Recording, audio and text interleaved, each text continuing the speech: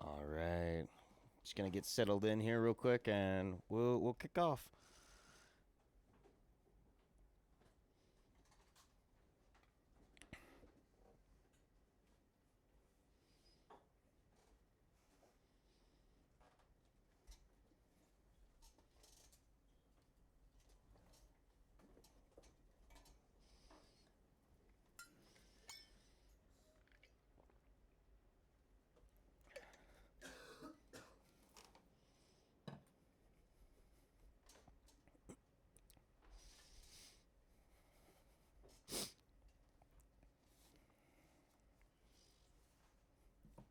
Justin, can you do me a quick favor? Can you tell me if you see the comic on the recording there? I'm trying to prop it up. You'll have to lift it up, or I can adjust it down. Hold on. Well, actually, does it show up right here? Yeah. Oh, that's so cool.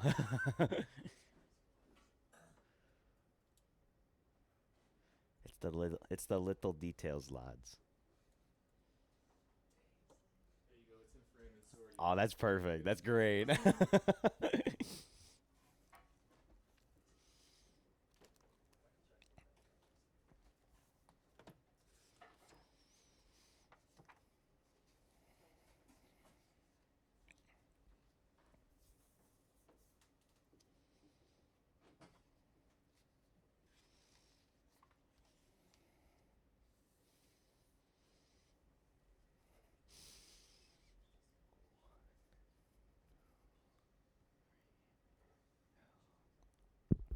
All right.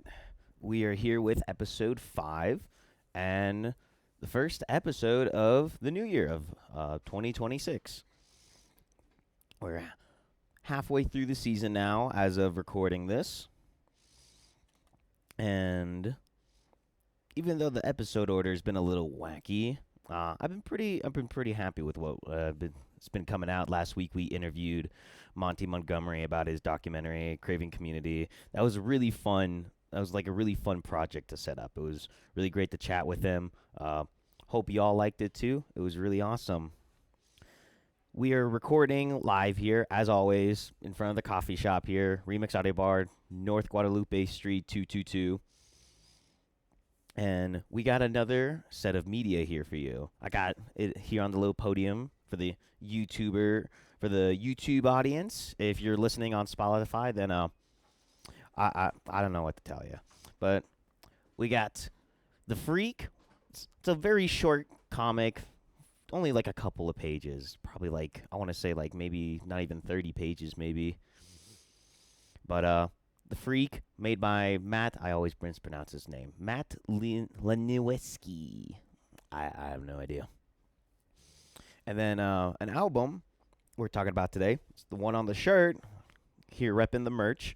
We're talking about the latest, as of recording this, the latest album, Heartbreak Designer by Phone Boy. And just getting into the meat of it, today's theme is isolation, or what I personally think is the most toxic and most dangerous thing a person can, you know, be at, think, live in is isolation, isolating yourself.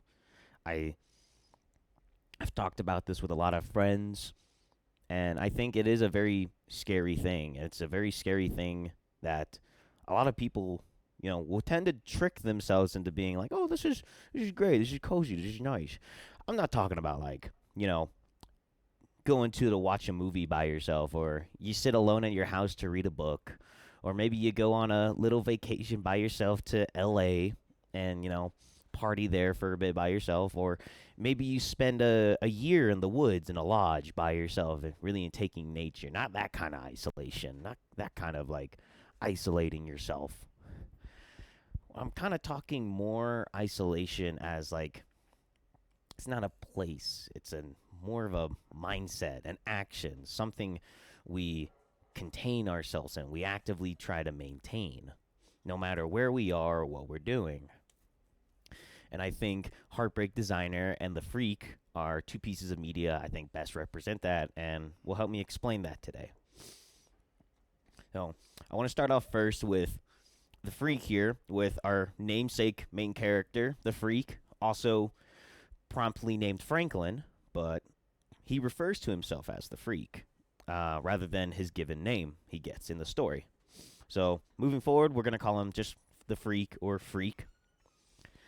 But it's a very short story. It's not very worded, not a lot of pages. There's not a lot of meat to it, but it's a very simple story with a even simpler message. Basically, the effects of someone who lives in isolation or ends up isolated from people, from community, from connections. And I think this is a comic that perfectly captures an example of that. We open up on the story of the Freak. He's moving to the big city. And we get a little synopsis of him, how his entire life, just because of the way he looked, he's very abnormal, very large, incredibly thin. He has a very strange frame and face compared to everyone else. He's been attacked, bullied, beaten for just that sole reason alone, because he's, to many people, considered a freak. And he opens up with how that doesn't really bother him. The best thing and the most comfortable thing that has been for him is to stay away, stay hidden, never speak even. He works as a gravedigger because that's the only thing that he can do. It's the only place where his favorite kind of people don't bother him, the deceased. They don't care how he looks. They don't care how he speaks. But the story kicks off very quickly with him moving to the big city, and he's immediately beaten up and ganged up upon in even greater numbers. And they take the only thing that's valuable to him, which is his shovel. And through that, we kind of escalate into this series, this scene, little chase scene with a bit of action beforehand of him going to get back his shovel, fighting some dudes, killing someone. And it kind of starts to break down that he's more than just like this hardened shell, that he's still a person that feels, he's still a person that suffers, he's still someone that wants something. He wants to be able to have something. And the only thing he had in his life was that shovel. The shovel ends up getting broken, and he is distraught about it. He is destroyed. It's not until we fast forward a little, he's in hiding, and he's trying to figure out what is he going to do. And he's suffering with this little dilemma of, like, he doesn't know what hurts more, being beaten and bruised for who he is, or having to hide who he really is in order to be comfortable, to be safe. And he's torn between these two choices.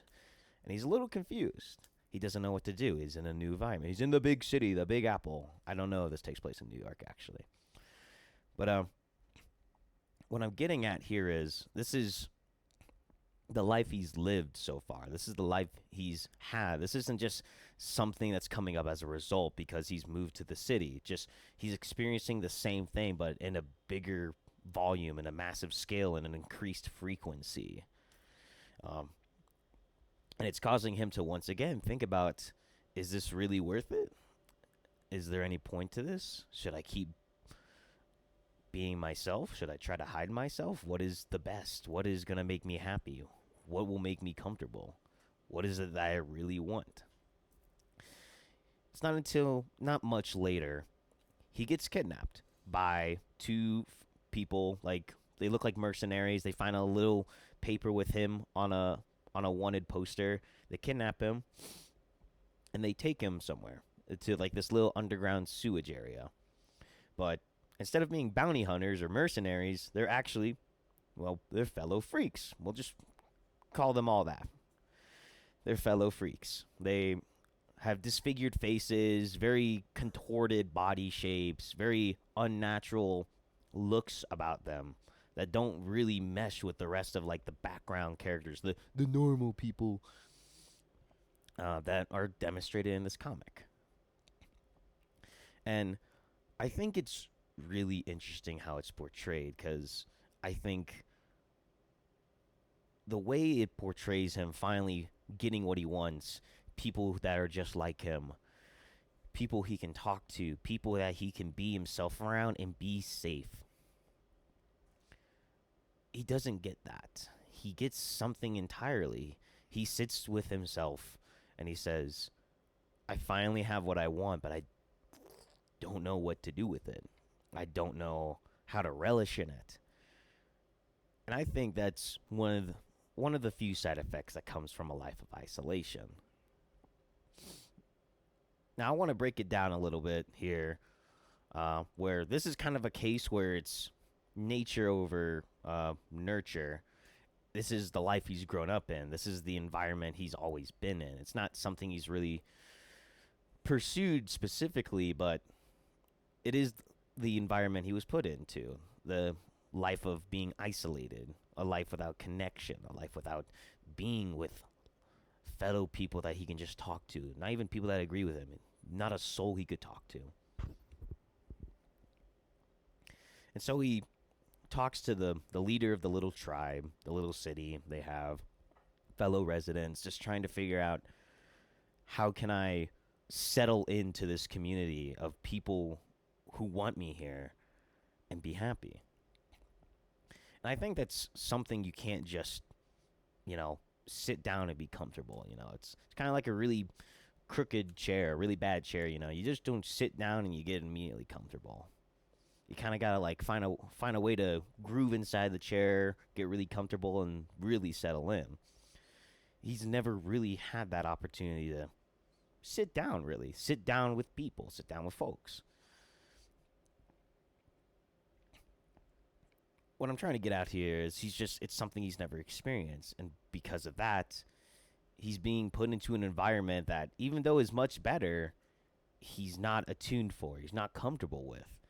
You've probably heard stories of recovering addicts or people that get out of poverty and homelessness, and stories of them like, yeah, they'll get a house or they'll become filthy rich even, but they'll still want to sleep in their car or sleep on a shitty mattress because that's how they lived most of their life. That's what they got accustomed to. That's what they grew up in. That's what their body and mind is used to, being isolated in that kind of environment. The freak here is isolated to a life of suffering. It's what he's used to. It's what he expects. And so now he's really struggling to fit into a different world, essentially. It's a different world for him. But he can't, because he stays up at night. Every night he stays here, he dreams of getting revenge. He wants to fight back. He wants to get back at the people that hurt him, attacked him, oppressed him.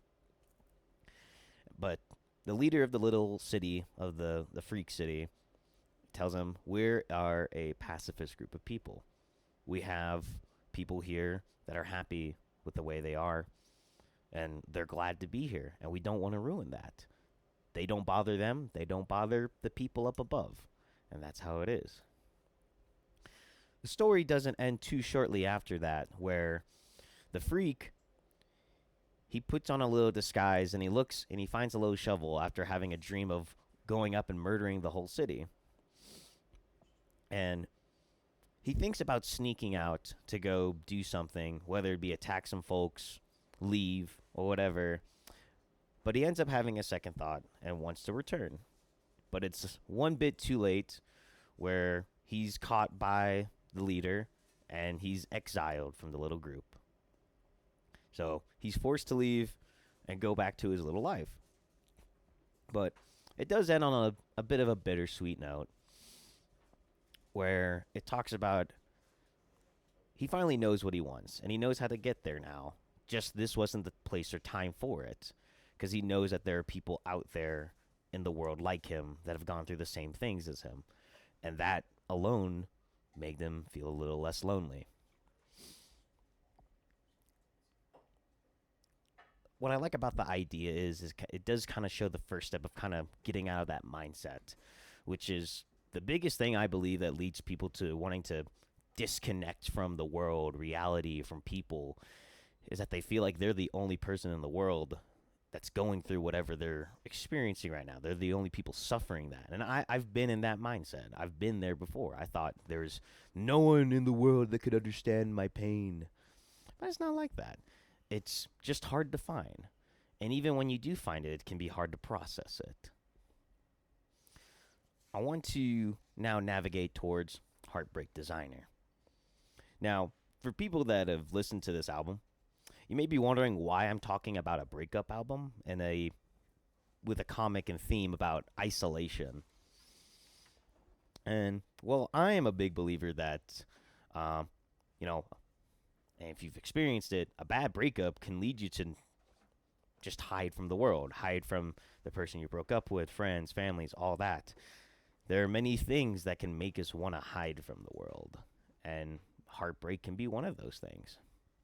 Uh, Before I jump into this album, Heartbreak Designer is a kind of a continuation of their last album, Moving Out, where Moving Out is supposed to represent an apartment representing a breakup, essentially. But the two people that break up become better and greater and healthier people through the breakup. Heartbreak Designer is in contrast to that, where two people break up, but it causes them to become more bitter, hateful, just overall worse and more depressed with their life, essentially. We're going to be talking about 4 songs, or 4, maybe 5, if I can fit it in. But I want to open up with Better Than You. Better Than You is the bitter, like, I hate you song, essentially, of the album. It talks about the 2 different singers who are apparently, let's just say they're the couple. Let's just go with that. They're singing, taking turns singing in the chorus and the in between parts of the song, just talking about they're getting that glow up, essentially. I'm gonna use that term a lot here just to save some time here. But that's a common thing I see a lot in breakups and stuff, where you break up with someone and your first immediate instinct is like, I gotta tomorrow post pictures of myself or do something, show them I'm doing good, I'm doing better, I'm doing great, I'm doing better than them. And kind of, in a sense, I don't, not even in a sense, just straight up, I don't think that's right. I don't think that's healthy. I think you gotta allow yourself to be sad. You gotta allow yourself to be a little sad, cry a bit, be depressed, wallow, suffer, man. Like, come on. Because at the end of the day, no matter what it was, you still dated that person. You still spent time with that person. And even if it ended bitter, even if you don't like them after the breakup, I feel like you'd be hard pressed to say that there wasn't at least one good moment you look back on that relationship and you really appreciate. And sometimes that hatred can also be something that leads us to just not want to talk to people. Like a hatred of, like, why bother? Or it's not worth it. But kind of a not so healthy perspective on it.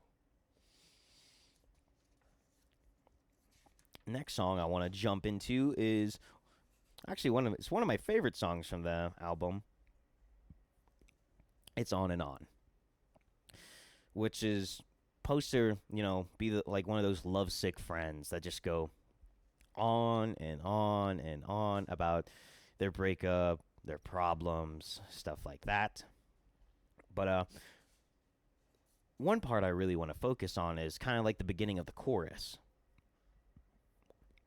where it talks about it has the verses, cut off your friends that care, laughing when no one's there, which is kind of like, in a weird, I want to say it's kind of feels maniacal or hysterical, the way they sing it. I mean, like, it happens. It's the next step in isolating yourselves. That mindset, that action you're taking, that mindset you're pursuing of isolating, just cutting off the people that do care still, cutting off the people that are trying to help you, and just kind of keeping to yourself, entertaining yourself, essentially, on the idea. We're not quite there yet, but it's an unhealthy depth we're at right now.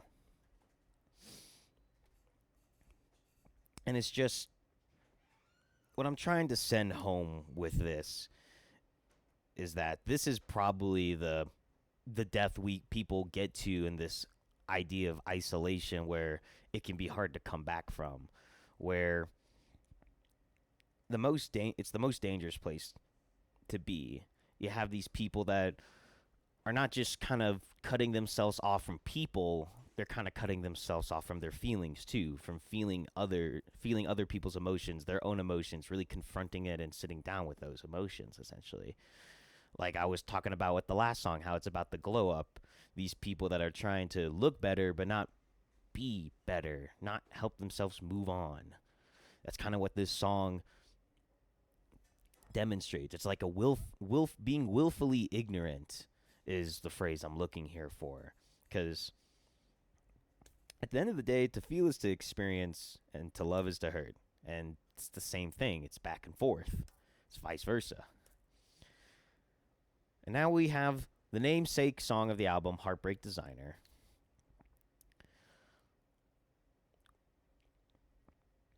Which I would probably say it's kind of like the epitome of this mindset.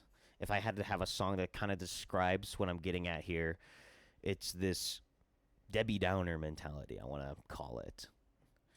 There's one line that, it's the line that sends the song home is, all I'll ever be is a heartbreak designer, which is when you finally just give up, you know.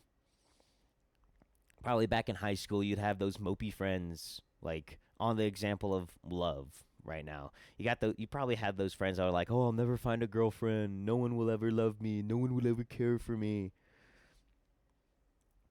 That's it. They're at the bottom of the barrel. They've given up. They've isolated themselves from their friends, the people that care. They've isolated themselves from feeling emotions. They don't want to feel hurt. They just want to stay numb. They don't want to feel a thing. They want to be indifferent. And so, now that they've finally done those two things, they can just give up without feeling anything now. They don't have to feel guilt or regret because they've disconnected themselves so much from it. That's the whole idea of Heartbreak Designer. That's the whole purpose of the song here, is kind of putting themselves at that bottom of the barrel, and now they're finally stuck on it. That's isolation to me. That's what it is to isolate yourself from connections. And I think that's an incredibly dangerous thing. Not the state of it, but the fact that there is just some people that never really escape that mindset, that just kind of stay stuck in there and just wallow in that for what could be the rest of their lives.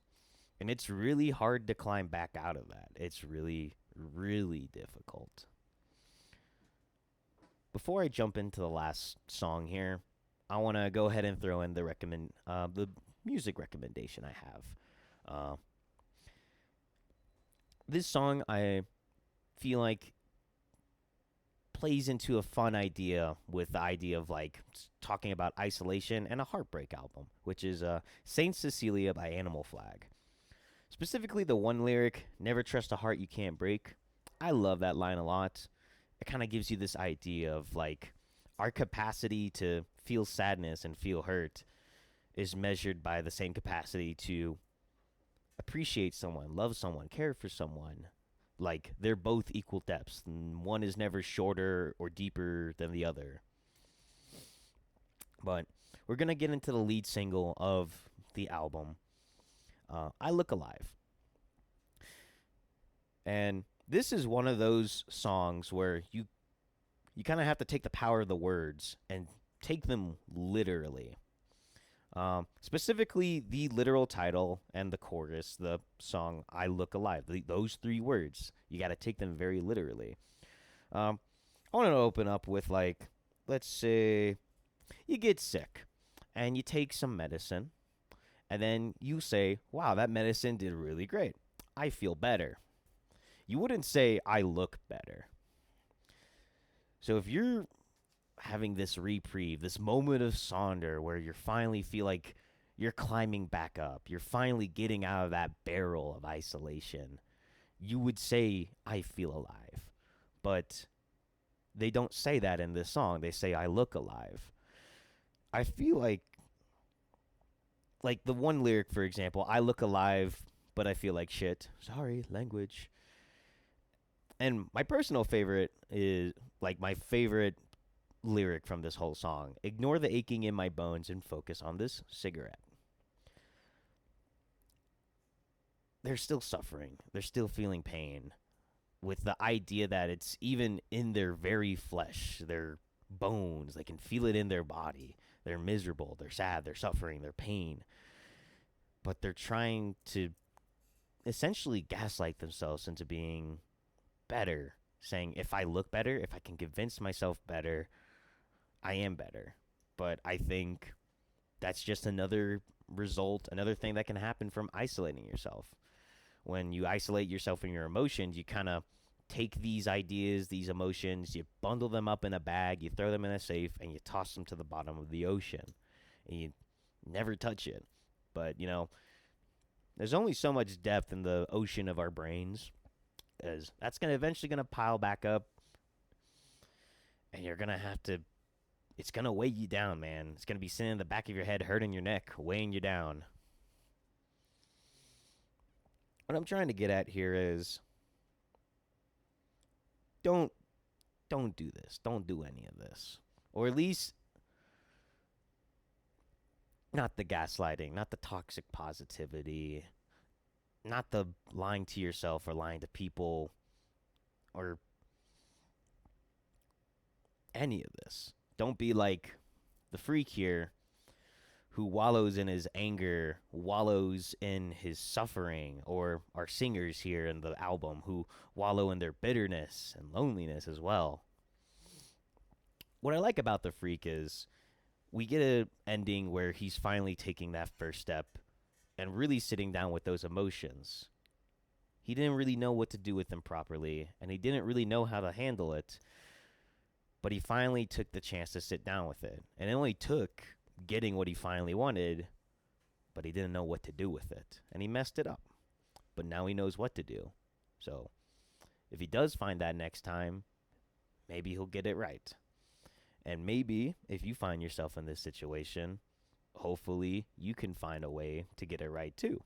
If you've messed up before, or maybe you at least got the building blocks for it now. But I just want to leave off with, I want you to let yourself hurt. I want you to let yourself be sad. Cry to yourself. Cry in front of your friends. And if you don't do it for yourself, at least do it for everyone that does care about you. The people that want to laugh with you, the people that want to be there for you, the people that want to help you feel less alone. And that's it for this episode, and thank y'all for watching. I appreciate it.